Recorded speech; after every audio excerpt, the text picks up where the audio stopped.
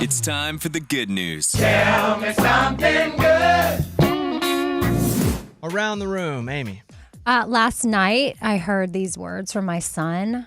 Mom, this food is so good. And that just made me feel really awesome. It's awesome. It's a good feeling. Yeah. It's a good feeling, I just got to say. And it wasn't anything crazy. I didn't really make it. I bought a rotisserie chicken and then shredded it up, which this is a pro tip. You got to shred that chicken right when you get home from the store, when it's hot. Because if it gets cold, it's so difficult to shred. But I have these gloves that I wear, like the kind they put on at the, what are those called? Like The rubber gloves. Yeah, Latex. disposable gloves. Yeah. And I just throw those on and then I just go at it and I rip the chicken apart. And that way you don't waste it. Because I feel like when it's hot, it just falls off the bone. But then if you put it in the fridge and then shred it later, you don't get all the meat. What'd you serve with it? Oh, so I did that. And then I did rice and avocado and was supposed to do salsa. But on my way home from the store, I set the grocery bag down too hard on the counter and the salsa literally broke. I saw your Instagram story. And so it was supposed to be like a little Mexican bowl. No salsa. So just rice, avocado, chicken. And then I was like, just pretend it's got a little kick to it. But he thought it was Pretend. so good. And it was so easy. Yeah, I did a little cooking last night if you missed the old podcast. Yeah. You'll be able to hear that on the podcast. I did learn, I think part of mine is I learned how to cut a brisket. I took a picture of it, and then it told me, by the way you took the picture, stand behind it. This is the grain, because you're supposed to cut against the grain. Correct. Meaning the way the muscles go, the opposite way. I wasn't going to put that in my Tell Me Something Good, but speaking of food, I did that, and I cut way too much, and then I was like, what am I going to do, eat all this? Yeah, I don't know. Based on your story earlier, I don't know that yours is really in the Tell Me Something Good category. I finally got it in, and then I had a nice little meal. Maybe Eddie will cook me a little something. Mm-hmm. You want me to? I will. Little sandwich or something. Yeah, you know? I could do. Ooh, a little chopped brisket sandwich. Yeah. Those are good. So I did learn that. Couple from me. My wife's parents get in today. So we know we're headed off to the cruise, and so they're just going to be here. So I always like when they're here anyway. Yeah. So they're in town. That's going to be cool. I'm getting pretty good on the speed bag boxing. Is that the one that you hit against the Very difficult. the one that kind of rocks back and forth? That one's awesome. So it's very much a pattern.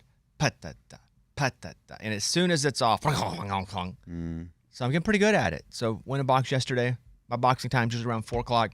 So, and I boxed with a guy who still is a active boxer. Like professional? Yeah, he fights. No way. Canelo? Mm-hmm. That's him. Marvelous Mayweather? Marvin Hagler. So I was exhausted yesterday, and I don't really know him well enough for him to know when I come in and I got nothing in the tank, I'm just quiet. And he was like, "You all right, man?" I was like, "Yeah, dude, it's been a long day." But when I got to the final thing that we do, it's 1 minute, 1 minute, 1 minute. So it's 1 minute of body squats, 1 minute of push-ups, 1 minute of crunches. When I got to that, man, I was so happy. And that's a very difficult part of it. But I was just like, I did it. It's one of those days where it was just a long day. You want to get through. You want everything to be good. You start to get tired, so you wonder if the quality's less. But I got through, and I was feeling pretty good. You know who I interviewed yesterday was Melissa Peterman. Mm-hmm. Talked about that. She's great. She was on Reba as Reba's best friend. Well, no, Reba's ex-husband's wife. new wife. Yeah. Yeah, they're best friends in real life. And then she's back on the new show Happy's Place with Reba. And so I was talking to her, but she has a really interesting story. But so everything was good. But it was a long day yesterday. But I'm getting pretty good on this bit. One time he hit himself in the head, though. Oh, no. Yeah. Rocky never did that. Do you wear your glasses? No. No, because they hurt my nose. Anything I'm doing up and down, it like cuts in the top of my nose. So how do you see the bag? Well, that's the thing. Don't got to see the bag, be the bag. Oh, that's what they tell you? Nah, that's what I say. Yeah. Lunchbox.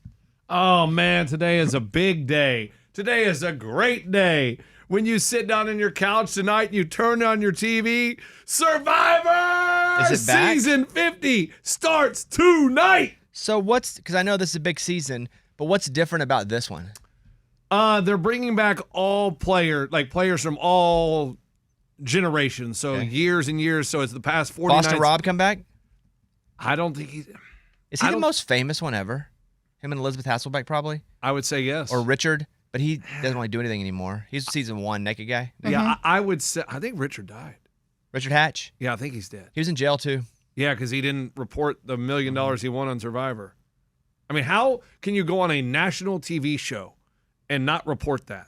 That's called hiding in plain sight, man. Or did they tell you though? Like, does someone tell you, hey, some people don't know taxes. Like some people don't know how Nah, stuff that's works. not. That doesn't work, Your Honor. Okay. But yeah, it's just bringing all the players back, and I believe it's for $2 million instead of $1 million. Anybody famous on there? Because sometimes they'll bring in famous people to be part of the crew.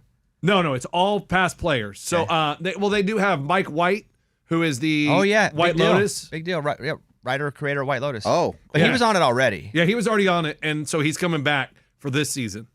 So yeah, I can't wait. Did he do that show as the White Lotus creator, or was he just a It was TV before writer? White Lotus. So he was just what was his job description? Writer? Yeah. TV writer? Yep. No way. That's Yeah. cool. That's cool. So yeah, I can't wait. I'm so excited, and I'm love this show. You Love watch it. live? I'll watch live. Get the kids in bed before it starts. 8 o'clock start? 7 Central. You make them go to bed at 7? Yeah. Well, they're young. They usually go to bed at like 7:38. Okay, exactly. You make them go to bed at 7 for this? I just feel like you're manipulating it a little bit. Yeah, I am manipulating. I'll just be like, man, guys, we've had a big couple nights. You need to go to bed a little He early. sets the clock, like say 7:38. Arkansas plays Texas A&M tonight. Big game. Oh, we are against each other. You're not Texas Amy. A&M. Yes, I am. Oh, you guys better not What? talk. Yes, I am. Okay, you're also Alabama, Virginia, Auburn. Yeah, everything. Auburn. Well, whatever. I mean, if it's a fun rivalry, why not? Like, why not make it interesting? Okay, $500. That's interesting. That's what you. When That's someone too says make it interesting. interesting, that's too interesting. Straight up. $500 Yeah. bucks. That's two. Do it, Amy. Wait, I don't even know how good anybody is. No, Doesn't it's your matter. team. No, you already you're know. A&M. You're very educated on this. No. Because Arkansas has been doing good at basketball. We've been doing pretty good. Yeah. I mean, we're no match for Texas A&M, but Now you're just saying I mean, that. A&M is Now you're just good, saying Amy. that. all right, Eddie. I don't know, man. Something's been in the air. It's been like going my way lately with parking spots. It all started at church. Like, church is a mess. Like, there are so many people parking at church and we're always like maybe 10, 15 minutes late. So by the time we get there, they spit me back to like the very last row. And so Sunday, I pull up, drop off the kids over at the little kids center or whatever, and right when I start driving, a parking spot opens up.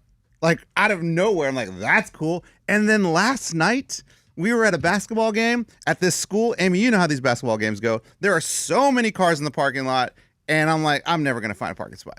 And out of nowhere, this car just starts backing up. And I look around, no, that's for me. So I feel like something's in the air that's just kind of like, I don't know, maybe it's God being like, hey, you know what? You deserve a break today. Throw you a little cookie here. Yeah. Isn't it so? You ever do the thing where you're in a parking spot and it's all packed, and there's a spot that's so good you have to question: is it handicapped? Yeah. Like, it's so good you're like, something's off because it's Why is it available? A+. Yeah. Yeah, that happens sometimes. I have a question about that. So if you see, like, you know how the handicap parking spots, there's like 5 or something, right? Like all next to each other. But then sometimes the paint's kind of rubbed off on one Still handicapped. and it doesn't have a sign in front. Like they Oh. changed their mind. It's not that it's worn out. Great It's point. almost like they just painted over it. If there's 4 other signs and there's no sign on the 5th with rubbed out on the ground, that's no longer handicapped. That's what I'm saying. Yeah. My wife was like, no, that's in the middle of... My opinion, not admissible in court, though, Oh. for the record. Okay. But I would think if there's 4 signs, not a sign on the 5th, and a rubbed out on the 5th, it means they think that there's... though all 5 of those don't ever all get used. Yeah. So let's go ahead and clean one up. That's a good question, though. Yeah, because my wife was like, no, it's surrounded by a bunch of handicap. I'm sure they mean that to be. If there's one in the middle of 2 other... If it's like 2 wiped out with no sign, 2, It was then like- that one's in the handicap well, spot. it was like 3 blank 1. That's a Oh yeah, handicap that's spot. handicapped. Only I on the was edge thinking would it not be it was on the handicapped. end. Okay. Yeah. Ray, play that voicemail, please. Today, my dad threw 5 scratch-off tickets at me and asked me to scratch them for him. I was like, sure, whatever. He spent $500 on 5 scratch-off tickets. My question is, he ended up winning $1,500 with these 5 scratch-off tickets, which is amazing. But since I scratched them for him, do I get a cut of that? Let me know. Thanks. How about what should our cut be? $100. I was going to say, let's make it 10%. That's what it is, though. That's 10%. I thought that would be Figure it out. 150. You know, you can get it. Figure it out. Is it 100? Figure it out. You got it. 105? You can do this. What is it? I don't want to do it. I don't want to. I was thinking 1,500. So 150 would be. No, is that not right? How's that not? It Okay, would hold be on. Hold on. Now she wants to do it. Hold on. Now I do want to do it. Do you want to hear the voicemail Because- again? No. What'd she say? Exactly. Do you want to hear the voicemail again? Yeah. Okay. Today, my dad threw 5 scratch-off tickets at me and asked me to scratch them for him. I was like, sure, whatever. He spent $500 on 5 scratch-off tickets. My question is, he ended up winning $1,500 with these 5 scratch-off tickets, which is amazing. But since I scratched them for him, do I get a cut of that? Let me know. Thanks. I get it now. You're subtracting the 500 that he spent, so his profit is 1,000. Got it. So yeah, $100, 10%. I think that's fair. Totally. Shouldn't that agreement come before the scratch though? Yeah, unless Yeah. it's dad and daughter. Yeah. But like my dad used to, he'd like, here, scratch these and whatever I get, we'll split it. And that was before the scratch, so we knew what was happening. Mm-hmm. Yeah, I think if he said we'll split it, then we would say she should get half of it. But I think if he didn't say that and she just threw him, I would say, hey, I think I should get 10% of that, $100 scratch fee. Yeah. Guess you just, is it so, but I don't think it's too late.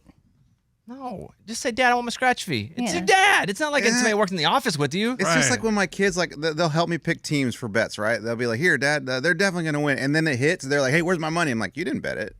You just told me that they were going to win.